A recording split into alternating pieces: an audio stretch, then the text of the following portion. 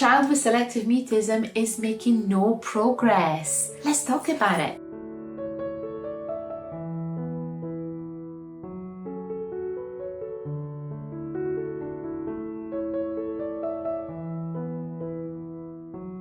Welcome back to my channel Word Steps. A mum has written to me saying that child is not making much progress with selective mutism, although he's been exposed to activities and they're doing some group work at school and also has a therapist in school. Maybe they should consider medication. So let's have a look at a few ideas and what I think about it. First of all, comfort comes before communication. So progress does not happen in a group and it doesn't happen at school unless we use specific strategies and specific exposure also outside the school. It is really important to have a group of children that your child likes being or hanging around with. So for example, going to the park, playing some football games, going on a bike. So creating a small group repetitively but outside school. Then we can introduce the same work of the same group where your child is comfortable with inside school, creating an environment and in a group and doing some activities that your child loves. Want to implement some specific intervention used in different situations. And it's wonderful to have play dates, small groups, or a type of activities with other children, but we want to understand where your child is at in the scale of confident speaking. And this is what I chat about a lot in my masterclasses where I teach the Brave Muscle method.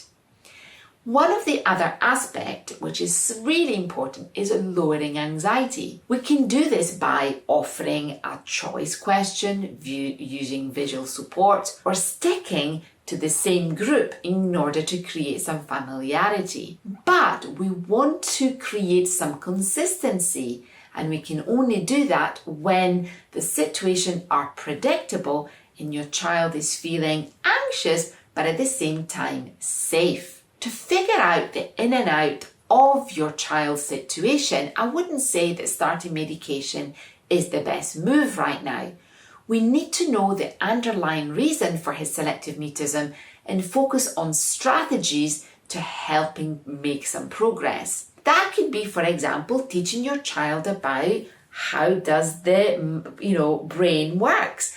And that's what I talk about in the Brave Muscle method. Really using that neuroscience, teaching children what is happening with the amygdala.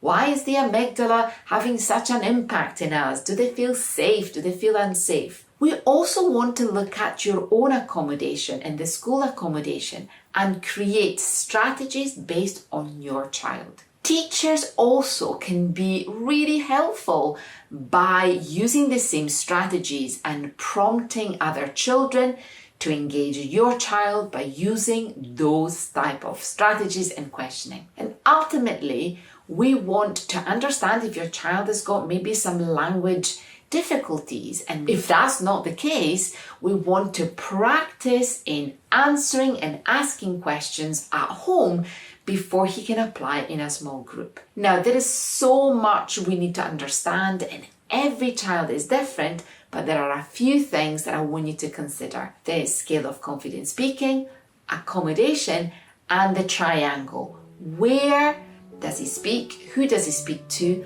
And what does he like doing? I hope you found this video useful. Please comment, share, and subscribe, and I will see you in the next video.